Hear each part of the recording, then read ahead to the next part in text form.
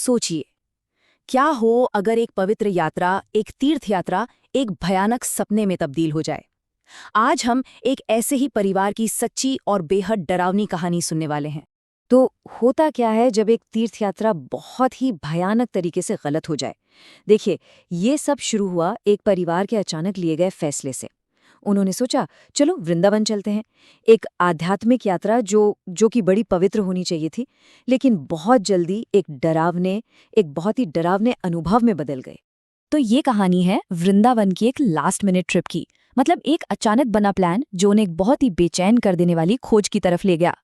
कहानी एक बिल्कुल आम खुशहाल परिवार की है।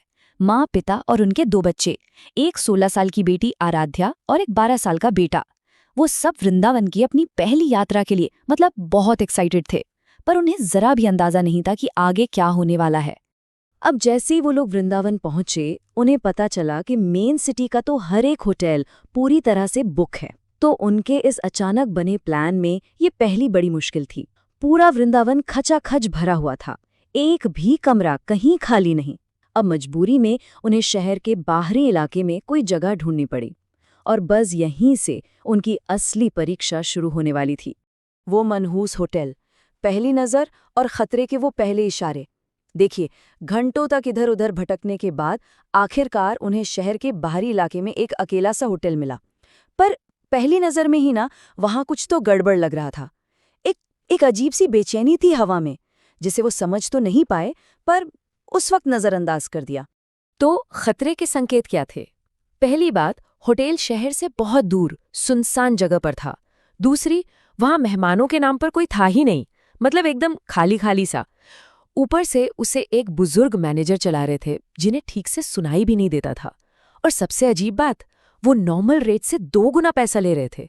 होटल एकदम सुनसान, डरावना था और किराया भी आसमान छू रहा था। लेकिन उनके पास और कोई ऑप्शन भी तो नहीं था। तो उन्होंने कमरा नंबर 112 में चेक इन कर लिया। एक ऐसा फैसला जिसका उन्हें बहुत बहुत जल्दी पछतावा होने वाला था। पहली गड़बड़ी, और यहीं से पहली ही रात से आतंक शुरू हो जाता है। दिन भर की थकान के बाद वो पूरा परिवार देर रात अपने कमरे में वापस लौटा, बस यही सोचकर कि अब आराम करेंगे। लेकिन किस्मत को शायद कुछ और ही मंजूर था। उस रात आराम तो बिल्कुल नहीं मिलने वाला था। अब जरा पहली रात का टाइमलाइन देखिए। रात के 2:15 बजे बाथरूम का नल अपने आप चालू हो जाता है। ठीक आधे घंटे बाद 2:45 बजे आराध्या को अपने आसपास किसी की मौजूदगी महसूस होती है। और बस 1 मिनट बाद 2:46 पर आराध्या पर हमला हो जाता है। यहीं से चीजें बहुत तेजी से बिगड़ने लगीं। जो कुछ देर पहले तक बस अजीब लग रहा था ना, वो अब जानलेवा महसूस होने लगा था। उसे अपने गले पर किसी की उंगलियां महसूस हुईं। वो देख नहीं पा रही थी कि कौन है, पर उस पकड़ में ताकत बहुत ज्यादा थी। सोचिए, उस अंधेरे में जब आराध्या सो रही थी, उस पर हमला हुआ। एक अनदेखी ताकत उसका गला घोट रही थी।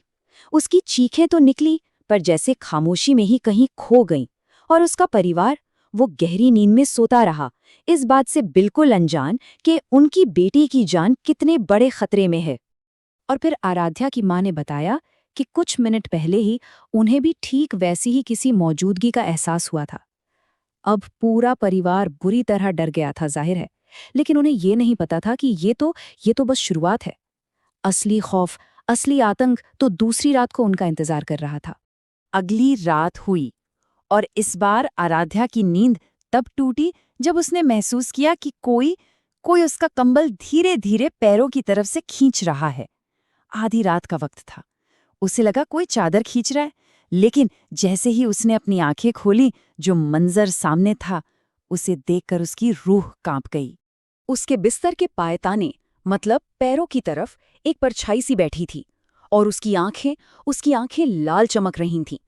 इस बार उसकी चीखें इतनी तेज थीं कि आखिरकार उसका परिवार जाग गया। वो सब मदद के लिए भागे भागे लॉबी की तरफ गए, पर होटल में कोई था ही नहीं। वो उस डरावनी जगह पर बिल्कुल पूरी तरह से अकेले थे। अब आती है वो भयानक मुठभेड़, तीसरी और आखिरी रात। अपनी आखिरी रात डर के साए में जी रहे उस परिवार ने सोचा कि आज जल्दी सो जाते हैं। वो किसी भी तरह उस बुरे सपने से, उस खौफ से बचना चाहते थे। लेकिन बुरा सपना अभी खत्म कहाँ हुआ था।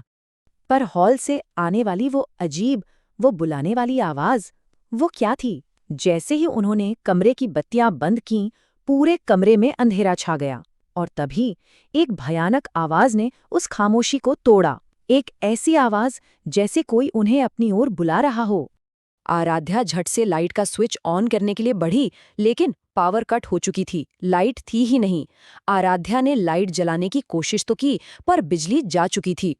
और फिर धीरे धीरे जब उसकी आंखें अंधेरे में सेट हुईं, तो उसने बाथरूम के दरवाजे पर एक लंबी काली परछाई देखी। एक 6.5 फुट लंबा काला साया, जिसकी आंखें लाल चमक रही थीं, वो सीधे उन्हीं की तरफ देख रहा था। पर इस बार ये सिर्फ आराध्या का वहम नहीं था, नहीं, पूरे परिवार ने, सबने उस भयानक परछाई को देखा। उसकी लाल आंखें अंधेरे में चमक रही थीं, और वो उन्हें अपनी ओर बुला रहा था। वो सब चीखते हुए कमरे से बाहर भागे, डर के मारे। बस अपनी जान बचाने के लिए कमरे से बाहर भागे वो लोग। जब वो नीचे लॉबी में पहुंचे, तो आखिरकार उन्हें होटल का मैनेजर मिला, और शायद इस बार वो उनकी कहानी सुनने को तैयार था। और यहाँ खुलता है होटल का काला इतिहास, मैनेजर का वो खौफनाक कबूलनामा। देखिए, सबसे हैरानी की बात तो ये थी कि मैनेजर ये सब सुनकर जरा भी हैरान नहीं हुआ, जरा भी नहीं। उसने एक ऐसा सच बताया जिसे सुनकर उनके होश उड़ गए। उसने कबूल किया कि होटल की इतनी ज्यादा कीमतें जानबूझकर रखी गई थी, ताकि मेहमान आए ही नहीं, ताकि लोगों को दूर रखा जा सके। तो कौन था वो पिछला मेहमान? एक नौजवान लड़का, जो बहुत ज्यादा स्ट्रेस और डिप्रेशन में था। वो उसी कमरे में आकर ठहरा था। और फिर मैनेजर ने उस काले राज से पर्दा उठाया जो होटल की दीवारों में दफन था। एक एक बहुत ही दुखद कहानी, जिसने उस जगह को हमेशा हमेशा के लिए बदल दिया था। तो हुआ क्या था? एक बहुत तनाव में रहने वाले लड़के ने 7 दिनों के लिए कमरा बुक किया। कुछ दिनों बाद उसने कमरे से निकलना ही बंद कर दिया। फिर 7वें दिन कमरे से एक जोरदार धमाके की आवाज आई, और जब होटल के स्टाफ ने दरवाजा तोड़ा, तो उन्होंने उसे फर्श पर मरा हुआ पाया।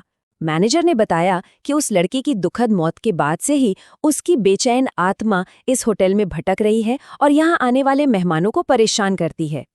ये सुनते ही उस परिवार ने फौरन अपना सामान पैक किया और हमेशा हमेशा के लिए वो होटल छोड़ दिया। उन्हें ये बात समझ में आ गई थी कि शहर का जो आध्यात्मिक दायरा होता है ना, उससे दूर होने की वजह से ये होटल एक ऐसी जगह बन गया था जहाँ बुरी ताकतें आसानी से पनप सकती थीं। वो एक बहुत ही असुरक्षित जगह पर थे। इस कहानी की आखिरी सीख ये है कि अगर किसी जगह का माहौल भारी लगे, डरावना लगे, तो वहां से निकल जाना ही बेहतर है। 1 मिनट के लिए भी अपनी जान को जोखिम में डालना बिल्कुल सही नहीं है। तो इस पूरे भयानक तजुर्बे से सबसे बड़ी सीख क्या मिलती है? ये एक सीधी सादी चेतावनी है कि हमेशा अपने इंट्यूशन की, अपनी अंदर की आवाज की सुनो। अगर कोई जगह गलत महसूस हो रही है, तो इसका मतलब है कि वो सच में गलत है। तो सवाल ये उठता है कि जब कोई जगह गलत लगती है, तो क्या हम उसकी सुनते हैं? अगली बार जब किसी जगह पर कुछ भी गलत महसूस हो, तो क्या उसे नजरअंदाज कर दिया जाएगा? एक बात याद रखिएगा, इस सवाल का जवाब जिंदगी और मौत का सवाल भी हो सकता है।